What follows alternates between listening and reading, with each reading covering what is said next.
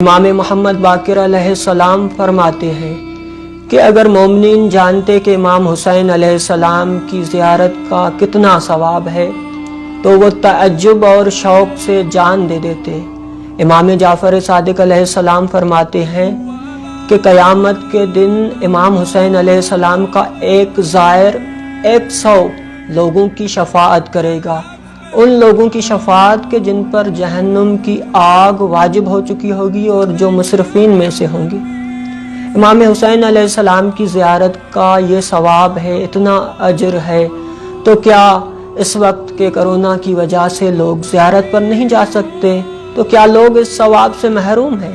تو نہیں، کیونکہ اسی موضوع پر ایک چھوٹا سا واقعہ حاضر خدمت ہے۔ علامہ امینی صاحب کتاب الغدیر، ان کے بیٹے کہتے ہیں کہ مجھے بہت شوق تھا کہ میں بابا کی رحلت کے بعد انہیں خواب میں دیکھوں۔ وہ کہتے ہیں تقریباً 4 سال کے بعد میں نے انہیں خواب میں دیکھا۔ میں نے دیکھا کہ کیا عجب شان و شوکت حاصل تھی، بہت بڑا مقام حاصل تھا انہیں۔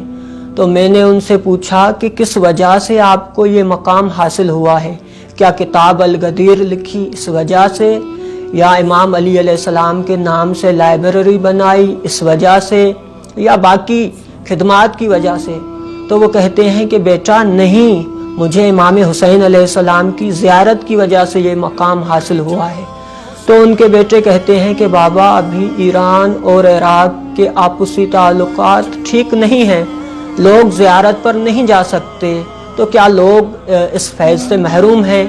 تو وہ کہتے ہیں کہ نہیں بیٹا، دنیا کے جس کونے میں بھی امام حسین علیہ السلام کا ذکر ہو وہ جگہ حرم امام حسین علیہ السلام ہے۔